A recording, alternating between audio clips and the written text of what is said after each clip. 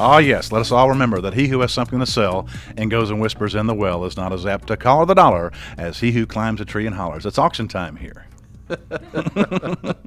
That's right. It's auction time. Welcome back to the Commercial Real Estate Show. I'm Michael Bull, and we have Scott Schwartz here with the Commercial Auction Group. We're talking about auctions. In this segment, we're going to provide some tips and strategies for sellers. And I think one of the big questions sellers always kind of start with is should they go absolute or not, and how badly does it affect the auction to have a minimum bid? Yeah, every auctioneer would love for every property to be absolute. And absolute means selling regardless of price. That means there's no tomorrow. Whatever the high bid is, that's what it is. And that typically brings the most amount of money than any other format.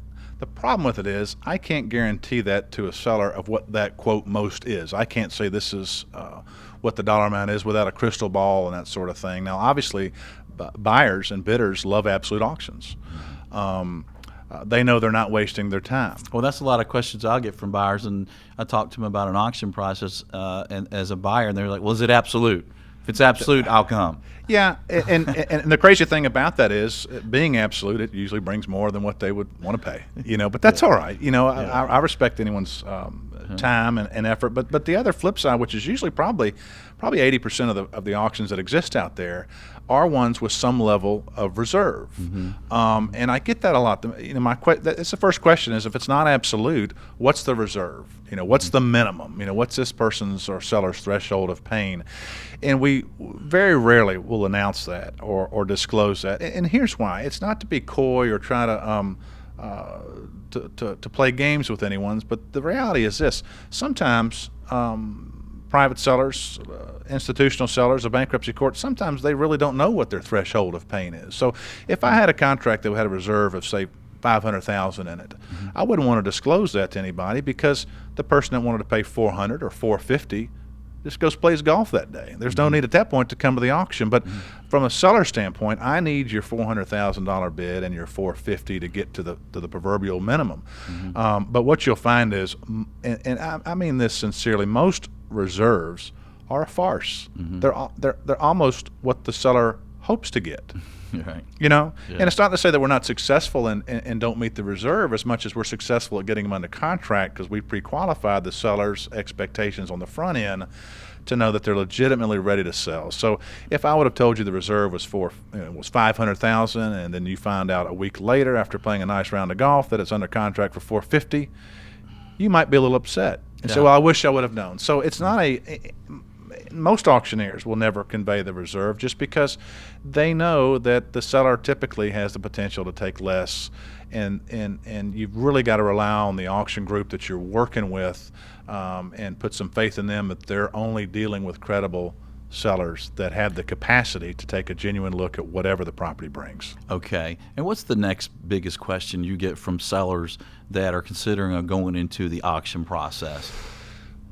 The next question, when they think about it, what do you think it'll bring? Right. Well, how bad is it? And many situations, and I hate to say this, we'd like to be people's first options. But we know that we're typically the last method of resort. And a lot of these properties, when they come to us, there is flexibility to where it's owned free and clear, and they're simply tired of the maintenance potentially, or the holding, or not holding costs as much as taxes and these types of things. And those types of properties do real well, because the buying market knows that there's no hurdle to clear. There's no debt that must be surpassed before the seller can legitimately accept an offer. Those do real well, but the other ones that we get from sellers, sometimes we are the deliverer of bad news. And there's an old expression, and I use it a lot, that is, if you have to eat a frog, don't stare at it too long. And that is, it is what it is, and things may not change. And oftentimes we come in a situation after it's been marketed for a while and have to kind of be that dose of reality to say, this is how bad it is. And trust me, it's not all the situations, but that is a lot of the looking that we do.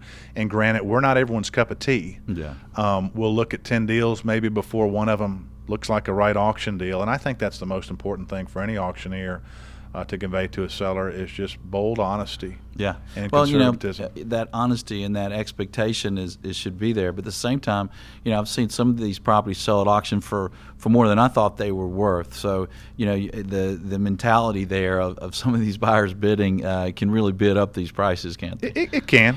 Certainly we'll get calls from sellers that are kind of feel maybe beaten down that they haven't had success. And we take an auction sale and oftentimes, if it's been marketed in the past, you'll get some of the people that had shown interest in the past that come back to the table. Now they realize it's an auction. But the idea is they had some new blood that's maybe not tainted about a particular market, or maybe the market's getting better and circumstances have changed. And you're right. Auctions can definitely surprise you if given the right elements, and they can work well, but it's got to be put together on the front end to make sure everyone's on the same page and the seller is realistic and we convey exactly to the seller what we think. Okay. All right, well, stay with us. We're going to have some tips, this time for buyers and bidders. This is the Commercial Real Estate Show. We'll be right back. The Commercial Real Estate Show is brought to you by Florida International University and Bull Realty Commercial Brokerage, a great place to do business. For more information on these companies or to access additional podcasts, videos, or blogs, visit commercialrealestateshow.com.